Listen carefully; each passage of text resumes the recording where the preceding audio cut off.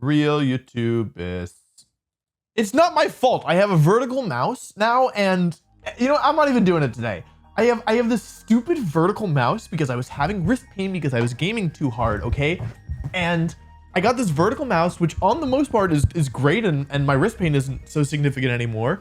But the problem is that you can't do precision holding down and moving with it, okay? It's not even like a skill issue, it's a mouse issue. Today we're reacting to the 2023 Pokemon World Championship Finals. It was a really great set, and I thought that it'd be cool to kind of give my analysis. It's between two players. So like I don't fully understand, you know, all of the, you know, storylines of what kind of went into this, but I can tell you at least some of them. So here we have Michael Kelch, aka Michael Derbesti, I believe is his screen name. Michael's a newer player, and that I believe 2023 is his first season, and you can kind of see that reflected in the results here. Top 8 at Pokemon Regionals, top 32 at Utrecht special event, and then top 64 at Malmo. But Michael is even though this is for his first VGC season, Michael is like a Pokemon master, I would say, in a more traditional sense. Even though he hasn't been playing VGC for very long, Michael plays a lot of different formats, especially formats that are more popular in single battles. So I believe he plays a lot of the more traditional single battle formats, such as OU, and a bunch of those. He also plays a lot of random battles and has even reached #1 on the random battle ladder at least a couple times, I believe, which is very difficult. Random battles are actually, because they're so accessible and don't require any team building, they're one of the most competitive modes of playing Pokemon, at least on Showdown. Not easy to get #1 on the ladder. I think my record is top 10.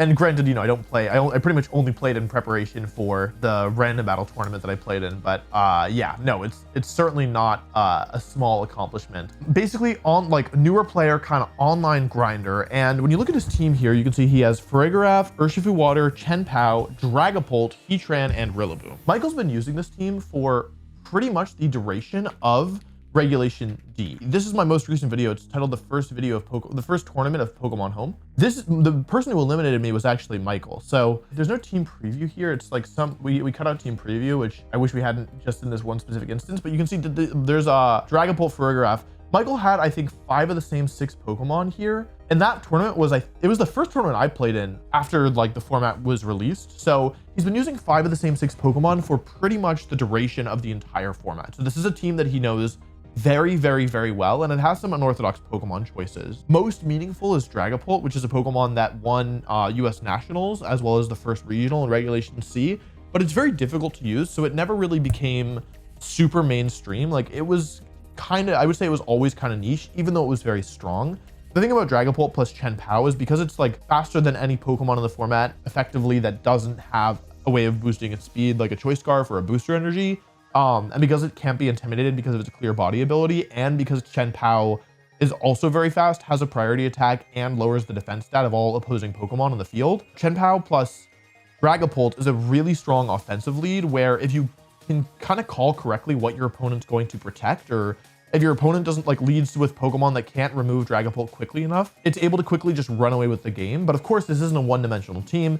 It also has this really good defensive backbone of Rillaboom, a Assault Vest Heatran, which is very tanky, and if you like aren't careful with which Pokemon you preserve, can wall entire teams. I need to refresh. I don't remember if it's Choice Scarf, Urshifu Water or not, but Urshifu Water is on this team as well, which has like good physical defense and good defensive typing, synergizes nicely with Heatran and with Urshifu. And then of course you also have Farigiraf. So Farigiraf is a really scary Pokemon because of its ability Armor Tail, which turns off all priority moves, which is very relevant because Dragapult is obviously able to get one-hit KO'd by Chien-Pao Sucker Punch, but Farigiraf turns that off. And so Farigiraf can be used against Trick Room. It can also be used to like pair with Rillaboom or Heatran against like Tailwind teams and more offensive teams.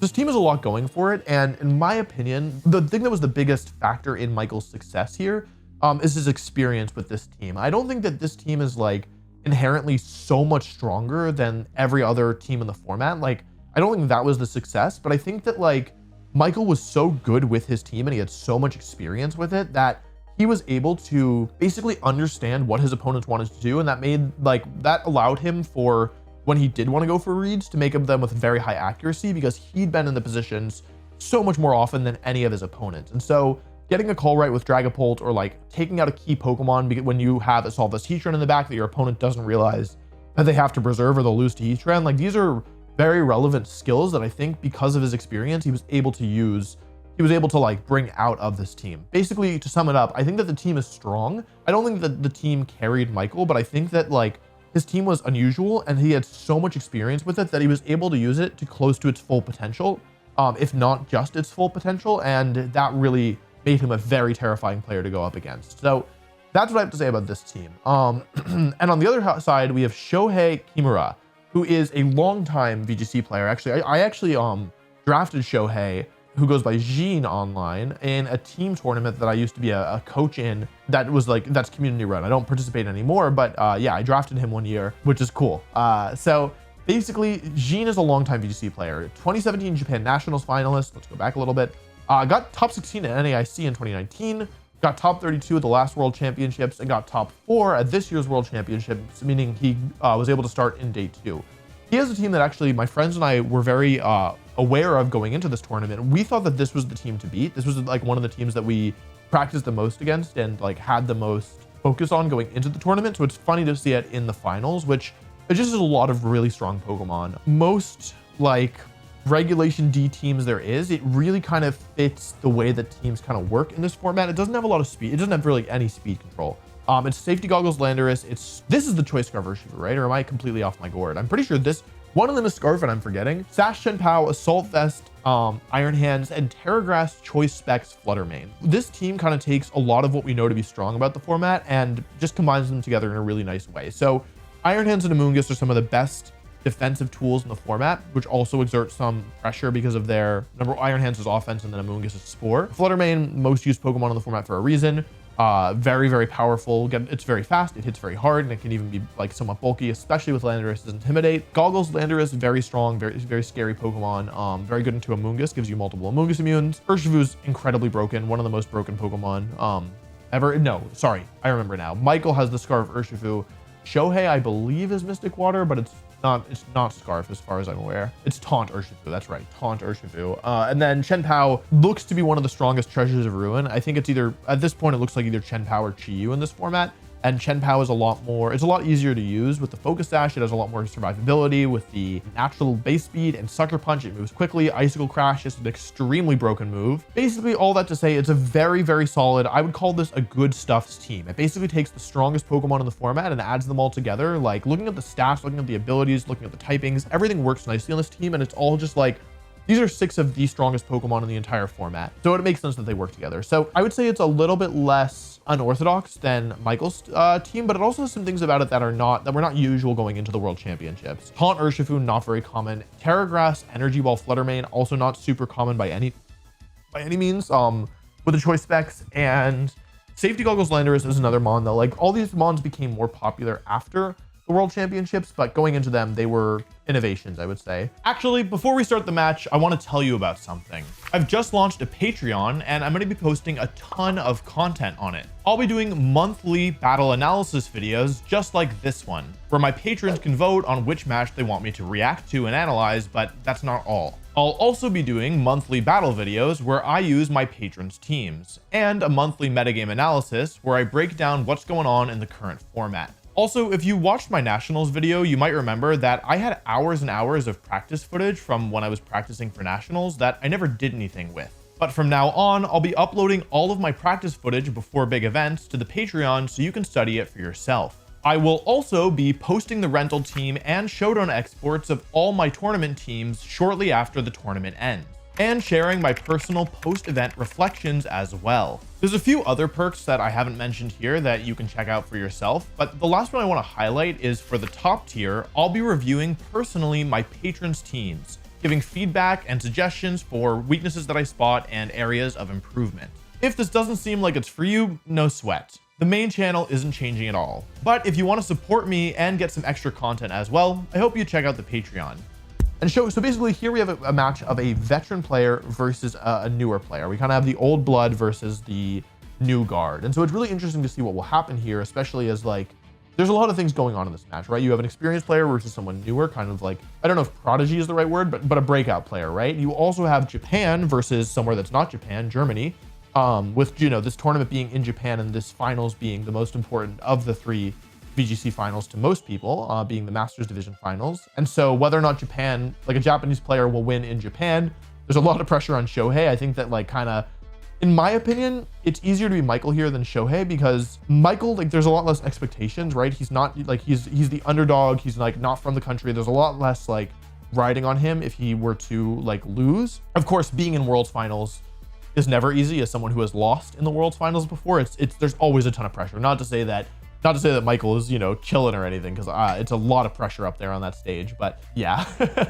I think it's harder to be Shohei here because I think that you have a lot more expectations put on you, and I think it's easier to have less. So leading off here, Michael leads off with Farigiraf and Dragapult against Chien-Pao and Amoonguss. So there's a couple dynamics going on here. Number one, Dragapult is Terra Ghost, and Chien-Pao can't use Sucker Punch because Farigiraf is on the field. Chien-Pao's moves are Icicle Crash, Sucker Punch, and Sacred Sword.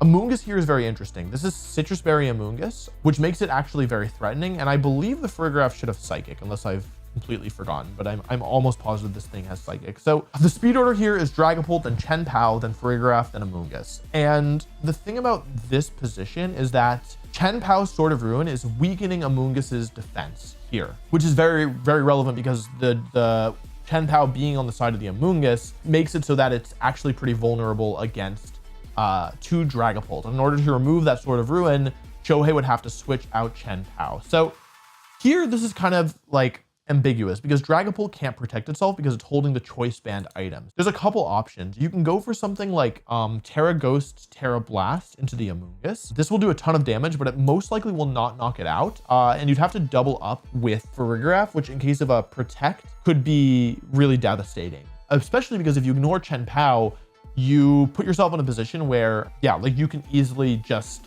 wind up like taking a ton of damage on one of your Pokemon, which is very, very bad. Chien-Pao can't one-shot either of these Pokemon, but I don't think it can one-shot Dragapult with Icicle Crash actually through Terra. I'm actually not positive about that. It could be. I believe this Farigiraf is Rocky Helmet, but Icicle Crash doesn't make contact, so that's not super relevant here. So basically the dynamics on the field here are that Dragapult and Farigiraf are threatening. Yeah, I think it's harder to be Shohei here because I think that you have a lot more expectations put on you, and I think it's easier to have less. So leading off here, Michael leads off with Farigiraf and Dragapult against Chien-Pao and Amoonguss. So there's a couple dynamics going on here. Number one, Protect could result in a KO in the other slot, but getting it wrong could put him very behind, especially given that if he wants to stay on an attack with Dragapult, he's pretty much forced to use his Terra here because otherwise Chien-Pao will knock him out with Icicle Crash. So the other thing worth noting here is that Dragapult has access to Phantom Force, which is a little bit spooky here, but could pay off in a pretty major way. And on Shohei's side, you have the ability of switching out Chien-Pao and going for Terra Water and Spore. This is a little risky because I don't know how much Terra Ghost, Terra Blast plus Psychic will do to Amoonguss, but you do have the option. So here, I don't really think there's a clear best move from either player. It's tempting to just double the Amoonguss with Terra Ghost and Psychic here. It also very much depends on what you have in the back and what you want to clear, right? If you have like Scarf Urshifu in the back, you probably want to get rid of this Amoonguss. That's probably one of your top priorities, right? Because that can do pretty well into Chien-Pao. Yeah, from Michael's end, I think you really want to like make use of your offensive pressure with Dragapult and try and get a KO if you can. But on the other hand, if you're Shohei here, you want to make sure that you don't lose a Pokemon this turn and that you don't get put too far behind, right? I think that Michael's team is kind of this glass cannon in a sense, at least in the mode that we're looking at here with Dragapult. And if Dragapult's able to take a KO, Shohei can find himself far behind pretty early on. But if he's kind of able to slow down the offense with Spore or like take a KO somehow or like get through the turn without taking too much damage, because Rage Powder is also an option here, I think he'll find himself in a pretty good spot. So these are kind of all the considerations going into this turn. It's pretty complicated, and I don't think that there's a clear like one right answer. I believe that what Michael does here is go for a Terra Ghost Phantom Force, which is kind of a neutral play that doesn't risk losing him that much ground on the first turn, but I could be wrong about that. I didn't rewatch that because I wanted to kind of go in without being biased about what actually happens. So we'll find out together. I think there's also a case for switching out Chien-Pao, but yeah. You want to turn off the Sword of Ruin ability, so that makes sense to me. You don't want to have it weakening Amoonguss. As Urshifu does switch in again, this is not Scarf Urshifu, this is Taunt Urshifu. I think this makes sense. This turns off the threat of Dragon Darts play from the Dragapult. So if Amoonguss protects and Dragon Darts came out, yeah, like you would be turning that off. And interestingly enough, it's actually not going to be a Terrestrialization from the Dragapult, but instead from the Amoonguss. So this covers for Terra Ghost plus Psychic. Shohei clearly believes that, yeah, like he will survive. I did not remember this turn correctly. Shohei thinks that he will survive. The double up from Terra Ghost, Terra Blast plus Psychic here, thanks to the Citrus Berry. Based on how little that Psychic did, I would be inclined to agree. Let's really quickly rewatch that. So 159 down to, oh, actually did more than I expected. Let me just see here. I did about 31%. I think that Shohei's correct here. I think that actually this play makes a ton of sense because Terra Ghost, Terra Blast here is most likely not going to do like above 80% to the Amoonguss because it's so physically bulky, and that even it might do even less. Like I would expect it to survive even with the Sword of Ruin here, so you're almost certainly going to live a double attack here. And so what Shohei does is he says, all right, like I've kind of baited you into attacking with Dragapult here because of the Sword of Ruin ability, leading Chen Pao, encouraging the attack from Dragapult by like basically putting the Amoonguss in obvious range here from a double up. Switches it out right away, like removes the Sword of Ruin from play, ensures Amoonguss will survive the turn thanks to the Terra Water, and goes for what ends up being a relatively safe Spore, and is able to get, well, actually we haven't actually seen what he goes for here, but it's almost certainly going to be Spore into the Dragapult, which is very activating. Amoonguss remaining very healthy, which is not irrelevant by any means. And you can actually see here, because Spectator Mode is bugged, that Dragapult falls asleep. So I think Shohei's play here is incredible. He postures like he's going to play a mind game, protecting one Pokemon, attacking with the other, and makes it really look like, hey, like this is what I'm gonna go for. And instead says, actually, I'm not playing this hyper offensive game. I'm gonna take a step back here. I'm gonna play a slower game, even though like it made it look like I was gonna play more offensively. And in doing so, yeah, he basically like keeps his Amoonguss safe and makes a very safe play without much downside that pays off in a big way. Michael's play makes sense here as well. From if you look back, sorry, this is gonna be a long video, but I mean, this is my analysis. If we look at this position, right, you figure, okay, the obvious move here is to protect one and attack with the other. And for anyone who doesn't know, Dragon Darts from Dragapult will hit both Pokemon. However, if one Pokemon protects, then both darts will hit a single Pokemon. So here, in my opinion, this makes a lot of sense, because if you think that Chen Pao is gonna protect, there's a good chance that Dragon Darts plus Psychic will definitely KO Amoonguss if it doesn't Terastallize. And if Amoonguss protects, you probably will get, well, I don't actually know if Dragon Darts will KO Chen Pao. I'm not familiar with that calc, but you'll do a lot of damage at the very least. And you don't use your Terastallization by doing this either. So it makes sense from either protecting angle here. I think you're threatening a ton of damage regardless. However, it ends up not paying off because of the amazing play that Shohei makes, which is obviously to switch and Spore. So that makes this a lot trickier. I think that this isn't a terrible position by any means. I think Michael conserving his Terra actually ends up being very relevant here, because here, of course, like, Shohei has put Dragapult to sleep, but the Farigiraf is Rocky Helmet, which means that if Urshifu wants to hit it with Surging Strikes, it's going to have to take a lot of recoil damage, and if it hits Dragapult with Surging Strikes, it's Dragapult. It resists, you know, water because Michael didn't Terastallize here. So if you have Rillaboom in the back, you can switch it in for a Farigiraf here. I don't think that's a terrible play by any means, because you're either going to take a Surging Strikes or you're going to take a, like, Amoonguss is probably Sporing here, right? And I think you want to take the sleep turn with Dragapult because you would really like to wake up. If Dragapult wakes up here, you're actually in pretty good space, because even though, you know, you probably can't see past my head, right? Sorry. Even though, come off for a second. Even though the Dragapult is asleep, Amoonguss has taken some damage. It's down to 144 HP. So, and same thing with Urshifu. And so it's like more Dragon Darts will continue to stack up the damage here. So if Dragapult can wake up quickly, I think Michael can be in a really good position. So Farigiraf here, it can stay in and go for a Psychic into the Urshifu. This is a pretty good play. However, if the Urshifu just switches, like, the Urshifu doesn't really have anything great to do here. So there's a pretty good chance, in my opinion, that it wants to switch back to Chen Pao, because staying in means that you either take a Psychic or you're forced to Rage Powder with Amoonguss. And you really want to Spore the Farigiraf here. So I think that the obvious play here from Shohei is to switch Urshifu into Chen Pao and go for a Spore into Farigiraf. I think the play from Michael is to switch Farigiraf into Rillaboom, because what that does is you're not really, even if you get it wrong, you might take a Surging Strikes. It's not that big a deal.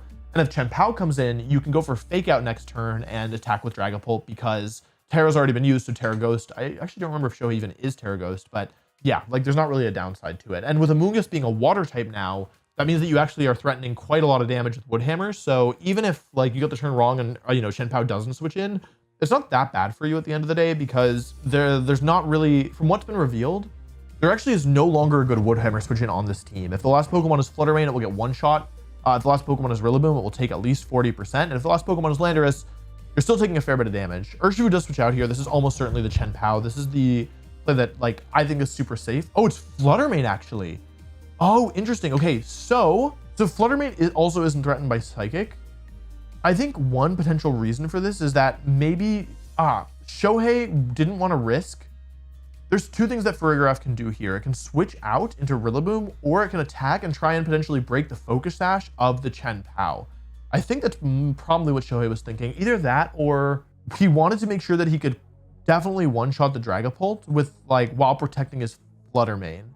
I think both make sense. Like Shohei wants to prioritize getting rid of this Dragapult immediately. That's part of the reason why he's such a good player, is that even though Dragapult's like at the moment kind of rendered useless, it's not going to stay that way once it wakes up, and it is an extremely threatening Pokemon that, as you can see, outspeeds all of Shohei's Pokemon. So if Dragapult were to wake up and start clicking like Terra Blast, like it would be threatening a KO on every Pokemon on this team except for Chen Pao, right? And so with that in mind, I think it makes sense that you want to like remove the Dragapult as soon as possible, because once it wakes up, it's going to be doing a ton of damage. So Farigiraf is switching out here. This should be Rillaboom, I think. Okay, it is Rillaboom again. Like it's a super safe switch in here. There's no reason not to go for it. So it makes a lot of sense to bring it in. Dragapult takes its first turn of sleep. This is guaranteed. So at this point, there's a 1 in 3 chance that Dragapult will wake up.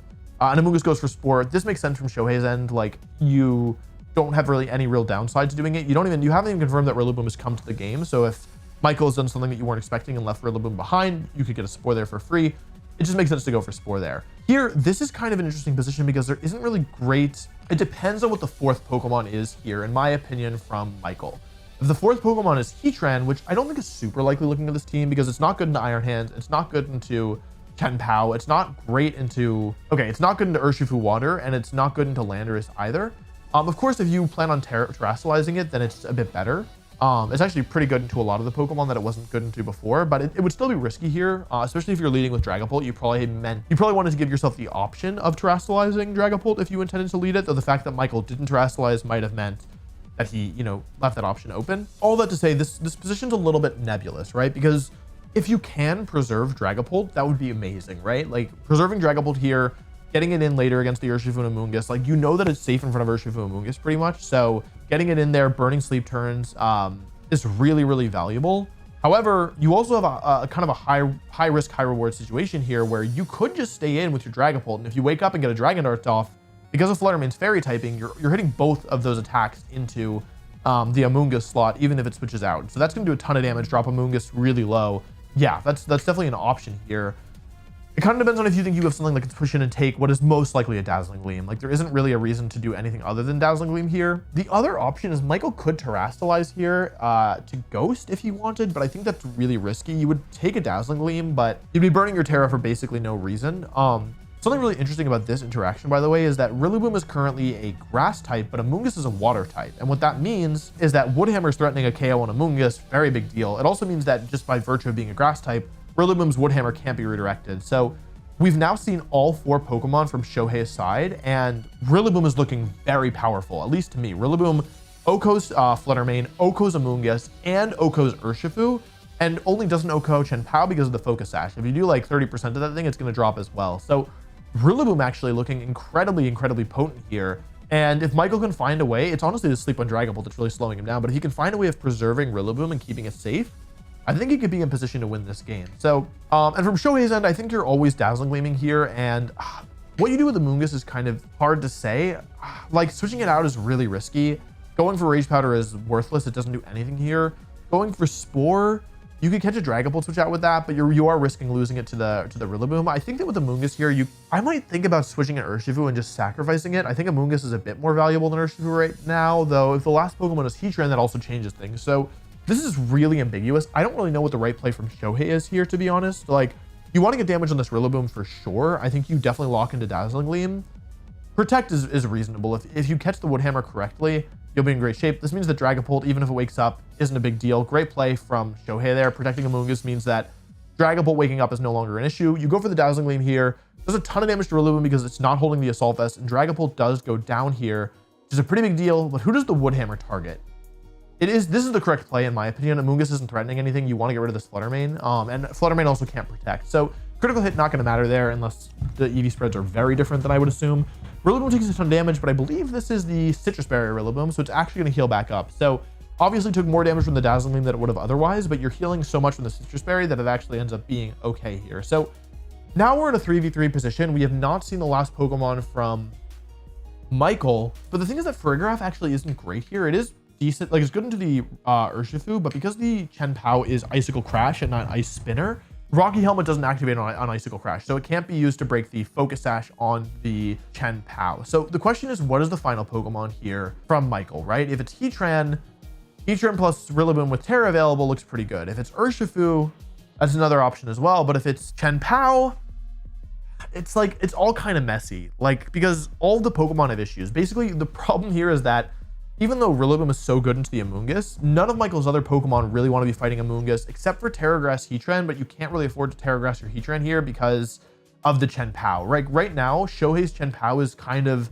the main Pokemon. If Michael can get rid of the Chen Pao somehow, he can win this game, absolutely, but that's a lot easier said than done because the Focus Sash is still intact. We'll have to see here. I mean, it's probably Chen Pao coming. It's got to be Chen Pao coming, and there's no reason for Urshifu to come out from Shohei's side because you need to get rid of this Rillaboom before it like blows up all your Pokemon. Farigiraf is the switch out though. That's really interesting. Okay, and Chen Pao comes out as well. So I think Sword of Ruin is active. Very interesting. So here, Michael has an option here. So basically, we still don't know what the last Pokemon is. In this position, Rillaboom, I think, has to Terrastallize here. I think it's Terra Poison on this Rillaboom, but basically by Terrastallizing, you take an Icicle Crash, and then Woodhammer will always KO the Amoonguss slot, which is very, very, very relevant because once Amoonguss goes down, we've kind of identified that no matter what the last Pokemon is on Michael's side, it can't really beat Amoonguss. And Farigiraf is extremely good into this Urshifu because of the Rocky Helmet, especially because the Urshifu's already taken chip damage. It's already at like around like I think 60% of its health. So another attack plus 3 hits of Rocky Helmet will mean that Farigiraf beats the Urshifu. So if Rillaboom takes out Amoonguss, even if it goes down in the process, Farigiraf can go after the Chen Pao, and that puts Farigiraf into a position where it can probably win the game because it's still full HP. Rillaboom is going to Terrastallize here into the Poison type. This is great. Poison is a little unusual, but I think because he's lacking the Assault Vest, he wants the resistance to Fairy rather than Ice, which is normally what happens with Rillaboom with Terra Fire or Terra Water. Icicle Crash, however, comes out and connects. This is a 90% accurate move. Rillaboom does barely survive. However, this flinch changes the game immensely. This is almost certainly a Woodhammer into the Amoonguss, and it's gonna affect how things play out in a massive way. Oh, he was going for Trick Room. Oh my goodness. Yeah. So if Amoonguss goes down there, you have Farigiraf and Trick Room against 2 Pokemon that it hits for super effective with Dazzling Gleam. So a huge flinch there that's going to totally change this game. Again, if Amoonguss goes down, Rillaboom will go down to the recoil, but then you have Farigiraf against Chen Pao and Urshifu. You still have a Pokemon in the back as well, and Trick Room is up. And actually, because of the Rocky Helmet and the speed order, you're actually able to even limit the amount of turns that Urshifu has to use Surging Strikes because you'll get to attack first, put it in range of like 2 hits of Rocky Helmet most likely. So that is a massive flinch. If Icicle Crash had missed, game was immediately over. And even if it just didn't flinch, which is a 30% chance, I feel like Michael was in a game-winning position here. So most of the time there, Michael probably is in a position to win this game. The 10% of the time where Icicle Crash misses, he probably has won immediately. And the remaining 70% where he just doesn't flinch, he's probably also in a position to win the game. So here, I mean, there is one more out, which is that I don't know if Sacred Sword will KO from this range, and he can't use, Shohei can't use Sucker Punch because of the pressure from, oh, interesting. Oh, Shohei's shaking his hands. Sucker Punch comes out here. I don't know what I don't really know what was going on here. I feel like that was just a mistake, like maybe a misclick or something, because Sucker Punch in front of Armor Tail never works. Pollen Puff coming out here, the damage here is not going to be... You know what's wild? If Woodhammer had come out here, he could have won. Farigiraf stays asleep here, which is really bad. Again, that was a 33% chance of waking up. And if he'd woken up, he would have broken the Focus Sash on the Chen Pao and could have actually put himself in a position where winning was still possible. Now it becomes a lot harder. Man, I mean, if Sucker Punch... I wonder if he just forgot about Armor Tail. I really think he might have just forgotten about Armor Tail, to be honest. I don't think you ever make a prediction of Farigiraf switching out there, personally. And if you did want to make that prediction, I think you wanted to Spore the Farigiraf rather than do something else. So he's realizing that his most important Pokemon here is the Rillaboom. So he's switching it out because it's his only way of getting rid of Amoonguss. So he kind of has to. He brings in Chen Pao here, maybe hoping for another Sucker Punch. It is Icicle Crash. It doesn't miss this time into the Chen Pao. It's probably too little too late, especially... Okay, Farigiraf does wake up here and goes for a Dazzling Gleam, so it is going to do a fair bit of damage here to the Chen Pao.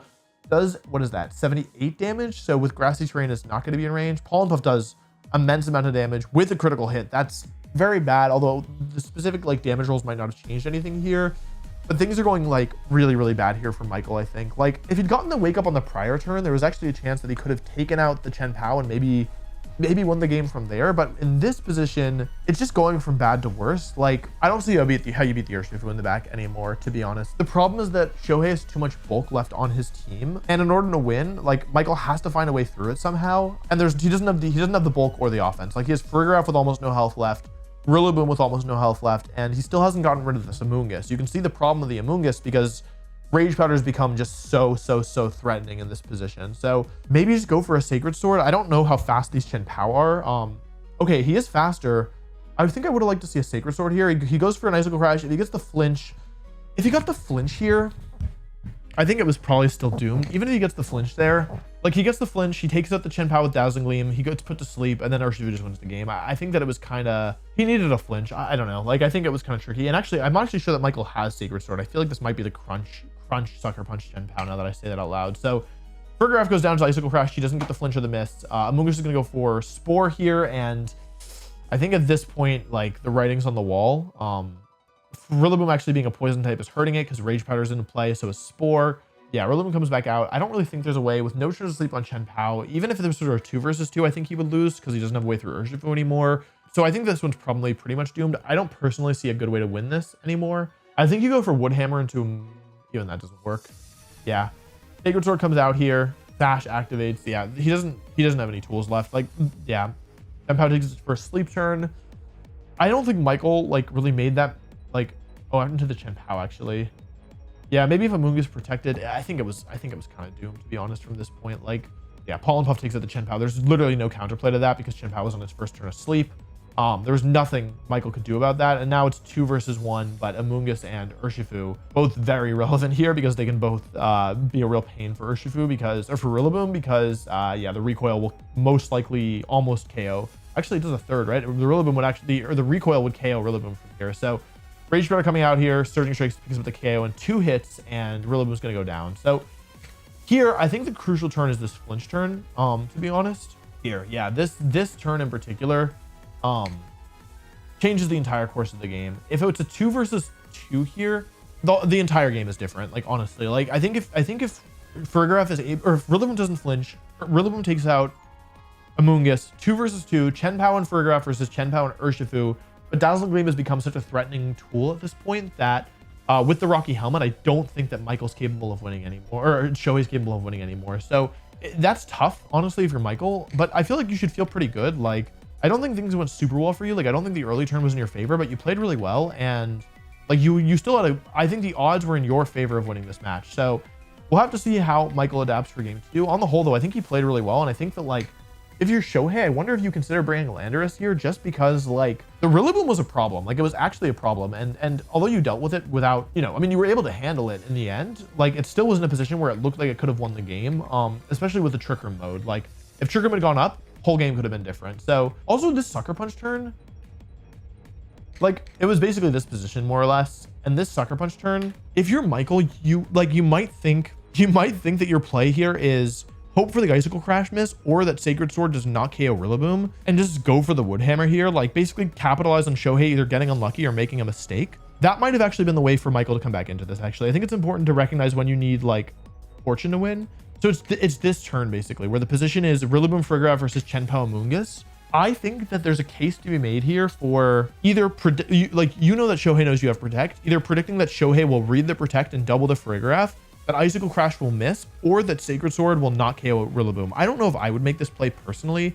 Knowing how I traditionally play, I don't think I would make this kind of play. But I think that, like, with the benefit of hindsight and knowing how the rest of the battle went, I think that your odds of winning are better here with, because even with a 1-turn sleep, you're too far behind, I think. Like, Rillaboom will always be able to be KO'd by Chen Pao here. Let's say Farigiraf gets the 1-turn sleep, which is kind of what you're playing to. So you go for Protect and Dazzling Gleam, and the best case scenario happens, they attack Rillaboom and Pollen Puff your Farigiraf. Dazzling Gleam, Michael will know that Dazzling Gleam probably won't 2-hit KO the Chen Pao. So let's say he's hoping for a high roll or a crit. Then you Dazzling Gleam again, you switch to Chen Pao, Farigiraf falls asleep. You're still, I think that actually knowing that the last Pokemon is Urshifu, you never have an opportunity to actually use Rillaboom to KO Amoonguss again, because either the Chen Pao or because you're a poison type, the Urshifu is threatening a KO at all points for the rest of the game. So I actually think that the correct play here, even though it could just result in Icicle Crash connecting and you lose the game immediately, I think the correct play here is actually to Woodhammer the Amoonguss, counting on either Icicle Crash missing, Shohei predicting your protect, or Sacred Sword not KOing. I think that that is the way that you win this game. And even though it's not likely to work, I think your odds of winning are higher by counting on Shohei messing up than they are you actually getting all the things you would need. Because even with a 1-turn wake up and with a critical hit, both of which I think are necessary for Michael to win, so you're already looking at probabilities in like the, I mean, below 2%, I think. Even with those circumstances happening and you getting the correct play every turn, I think you're still going to lose this game because Farigiraf's going to take too much damage from Pollen Puff, and it will also be put back to sleep by Spore because you can't get rid of Amoonguss quickly. And, you know, again, super benefit of hindsight here, but yeah, like in this, if Michael had Woodhammered here, he could have won this game because Woodhammer plus Stay Asleep gets you basically almost the same position. And I think your position is good enough here that you can still win. So yeah, I think that that's actually how Michael could have won this game despite the bad luck. But again, who predicts Sucker Punch in front of Farigiraf? Nobody, right? So, hey, you're probably not subscribed. Currently, only about 33% of my audience is actually subscribed to the channel, which I think we could do better. So if you're enjoying the content and you want to see more of it, please consider subscribing. Here, I'm curious to see how the players adapt. Again, I kind of called out, I think if you're Michael, you feel comfortable bringing the same Pokemon. There were times where you wanted Heatran, but it would eat your Terra. I think part of the issue was that Dragapult didn't do enough here. And so, yeah, this is game 2 now.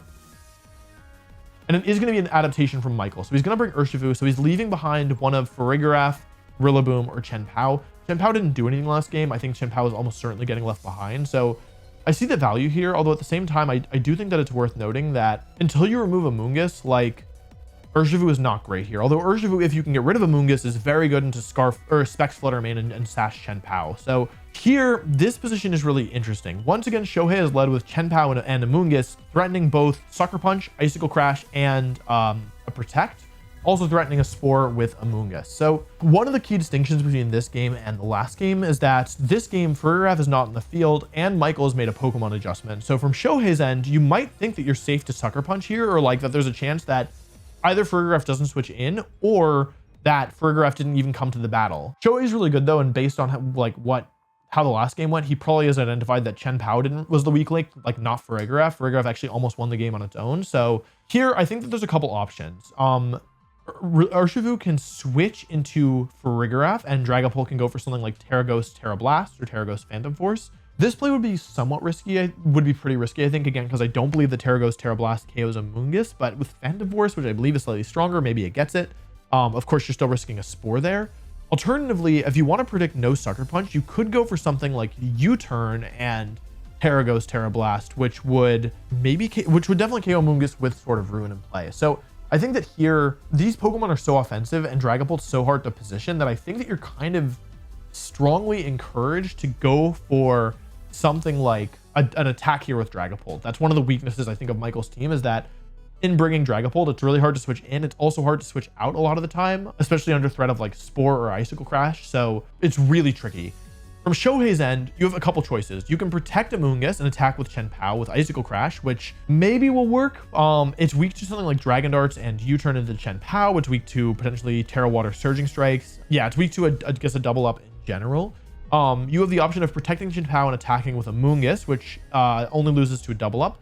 You could also do something like Sucker Punch Dragapult and Spore Dragapult, which in a worst case scenario, I guess Farigiraf will switch in, and maybe you take a hit from Amoonguss. I guess a worst case scenario is Farigiraf switches in, and I don't know, maybe Urshifu Terras and takes out Chien-Pao, but because you're threatening Rage Powder, that's not super likely here, I think. So this is really ambiguous. Any of the Pokemon can switch out, except for maybe Amoonguss, I think, and maybe Dragapult. Okay, so Chien-Pao can switch out, Urshifu can switch out, Farigiraf can switch in, Amoonguss can protect, Amoonguss can Terra, Amoonguss can Spore. I guess Amoonguss doesn't really need Terra here, actually. So, and then Chien-Pao can Sucker Punch, which would KO the Dragapult, or it can Icicle Crash, which would also KO the Dragapult unless it Terras. Then I'm not so sure. Sucker Punch being very risky if Farigiraf switches in. But what Shohei does here is actually, I think, an incredible play that ends up being what will, spoiler, win him the World Championship. So what he's doing is brilliant. He is leading Chien-Pao Amoonguss because he doesn't even really intend to attack with Chien-Pao, I don't think. I think what he's doing here is he's saying, hey, you've got the Sword of Ruin, go ahead, step on the gas, go after Amoonguss. Like, Amoonguss was such a problem last game, go ahead, take it out. Sword of Ruin, I'll help you out. And it's kind of like, you know what it actually is? It's like Charlie Brown in the football, where in this example, Chien-Pao is loosely holding the football. And poor Michael is Charlie Brown running up to kick it. And as soon as he goes ready to kick the ball, Chen Pao is switched out. The football's pulled up. And poor Dragapult loses the Sword of Ruin, which it desperately needs to KO the Amoonguss. You can actually see Shohei reacting here to the fact that Michael didn't switch out either of his Pokemon, which means Sucker Punch would have just won him the game on the spot. Shohei knows this because Chen Pao is slower than the Scarf Urshifu and the non-Scarf, the banned Dragapult. Surprisingly, Chen Pao is rarely the slowest Pokemon on the field when there isn't speed control. But yeah, Chen Pao is slower than both, but he sees that neither Pokemon switched out here, so he knows that Michael's making an extremely risky play of just attacking with both of his Pokemon. Just like last game, it's going to be Urshifu switching in, but unlike last game, this time Terastallization is on the field, and it's going to be Terra Ghost on the Dragapult. So Dragapult Terastallizing here, 2 Ghosts, and he's basically counting on the Sword of Ruin plus Urshifu, allowing him to pick up the KO on the Amoonguss. By the way, this is I don't know if I emphasized it enough. Michael risked the entire World Championships on a Sucker Punch prediction. That's how confident he is in his reads. I don't think I would ever do this in a million years. I would be way too scared. Like, getting this play wrong means you lose the game immediately, right? You've Terra'd Go. Not only did he attack with Dragapult, he Terastallized. So Sucker Punch here from Chen Pao. Sucker Punch comes out, KOs Dragapult in 1 hit. Game is immediately over. Like, game is literally immediately over. Sucker Punch plus Spore here, which I think is a relatively reasonable play, would win the game, would lose the game immediately. But he actually, I don't know if he predicted it or what, but he goes for Surging Strikes into Amoonguss, doing a meaningful chunk of damage, doing like 55 points of HP to Amoonguss. I would expect this to be in Terra Blast range personally, especially after watching NAIC finals where Alex Gomez just like blew every Pokemon up with Terra Blast, Terra Ghost, Dragapult, although importantly, Chen Pao was on the field for that. Makes the call perfectly. He reads Shohei to switch out both of his Pokemon here, goes for Terra Blast, Amoonguss survives. Shohei pops off. I am shocked at how little that did, to be honest. Like, Terra Ghost, Terra Blast, Choice Band Dragapult is extraordinarily powerful, and I'm honestly in disbelief that Amoonguss survived, and survived handily, right?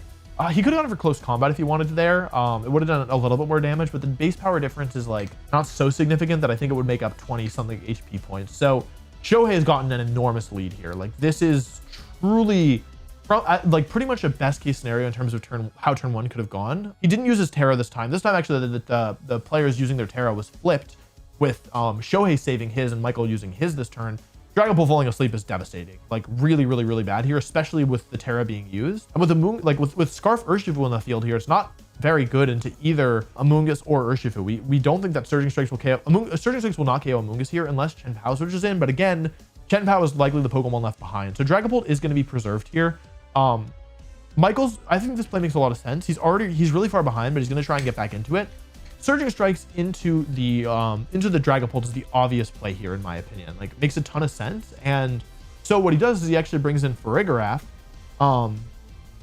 He does Surging Strikes the Urshifu here, which I don't personally fully understand. I think that it might have been better for going after Amoonguss in this case, because you want to put it in a range of attacks later. But I guess, you know, I guess I see what he's thinking. He thinks that he wants to put Urshifu in range of Dazzling Gleam after Surging Strikes and Rocky Helmet. So he does get this call correct, actually. Another good play. I see the vision now from Michael. He does a lot of damage to the Urshifu, although Surging Strikes does a lot of damage as well, actually more than I would have expected. So Surging Strikes actually does a lot of damage to Farigiraf, but also puts a lot of damage on the Urshifu in return, thanks to the Rocky Helmet, and Urshifu falls asleep. So now Michael has 2 sleeping Pokemon, though he has done a lot of damage.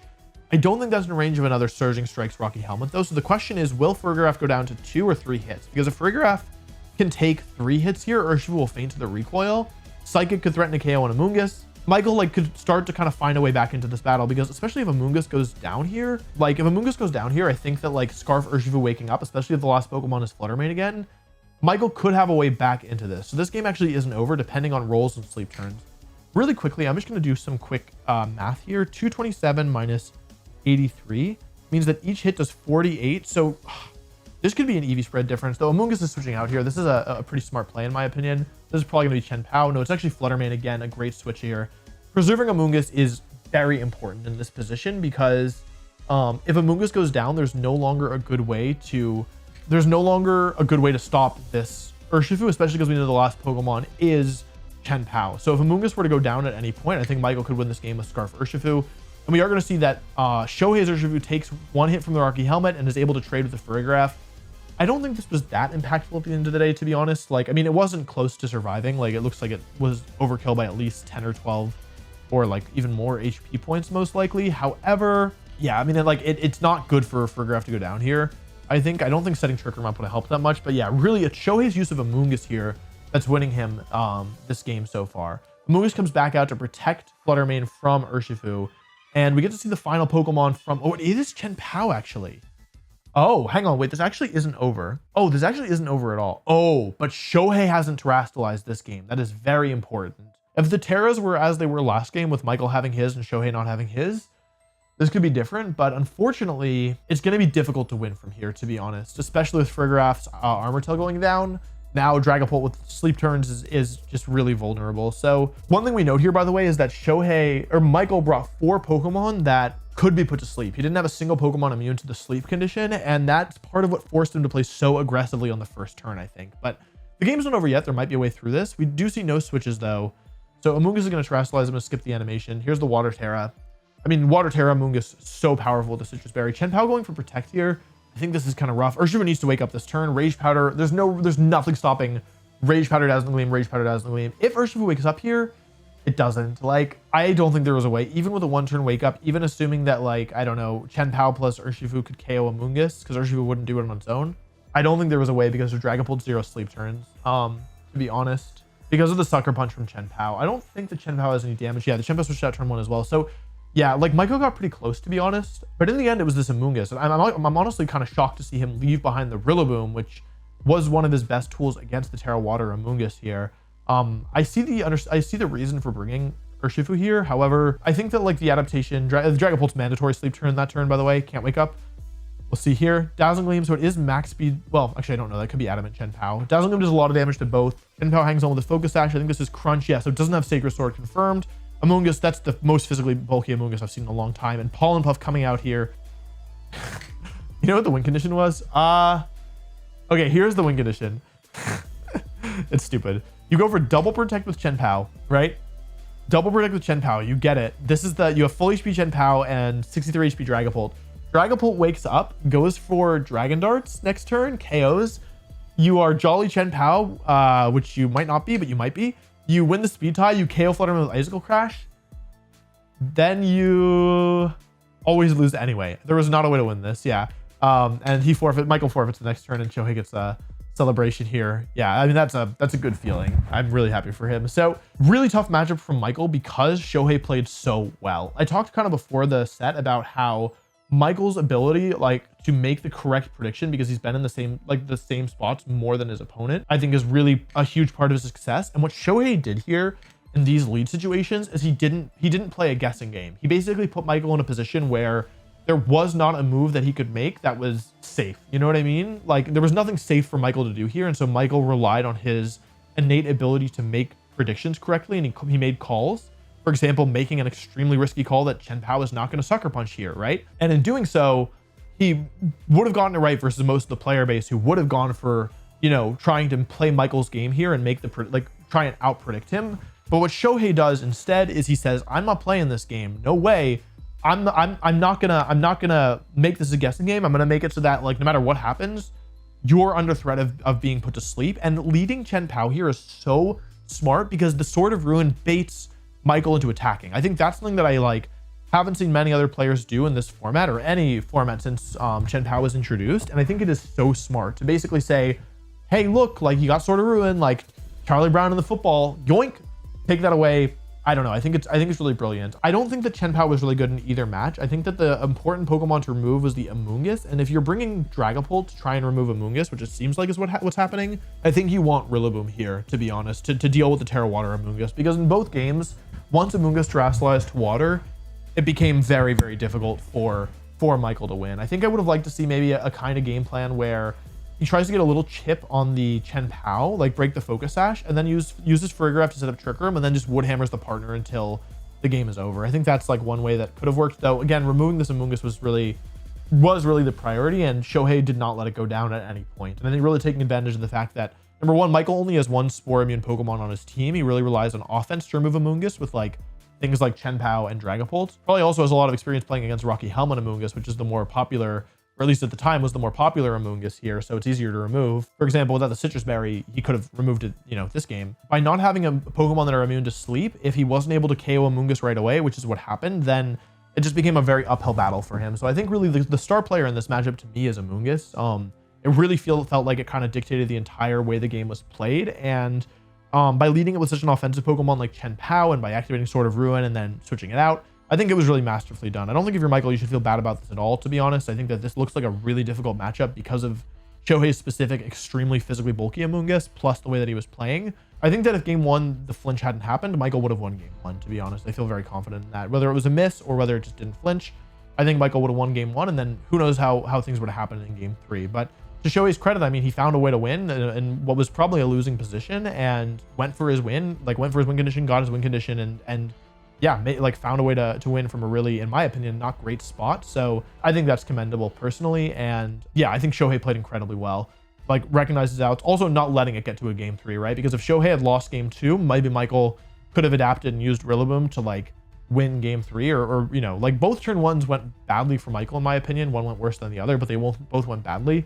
I think if Michael had gotten the turn one correct in either of these games, he could have just turned it into a win. That being said, there wasn't really, like in this position, I don't know what the correct play was. Even knowing what Shohei's going to do, barring something really ridiculous like switching into Rillaboom with Dragapult, which is an insane play to make that no rational person would ever make. I don't really know what you're supposed to do here. I don't think there is a right play from Michael, and I think that's to Shohei's credit that he figured that out and he found a way to yeah, like get around this really tricky team in such a high pressure situation. So congratulations to both finalists. I think it was really well played. I think it was a great set. I don't think I have anything else to add. I've talked for an hour somehow. So thanks for watching. Let me know what you think in the comments below. And yeah, thanks for watching. Bye bye.